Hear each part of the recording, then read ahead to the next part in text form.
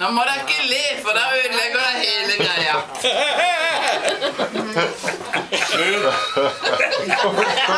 De er klar nok. Nei, vi skal ikke det. Nei, nå kommer de på sørlandsk. Jeg er født her i Kristiansand, men jeg sier ikke sånn for å skyde. Mens i offeren by har jeg gade med ry, mer elendt for all plett og all lyde.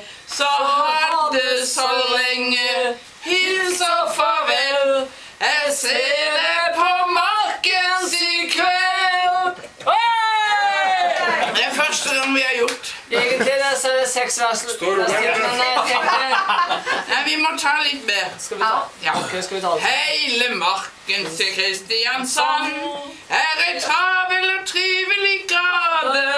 Ifra knøttene små til gamle og Asker vår livspromenade.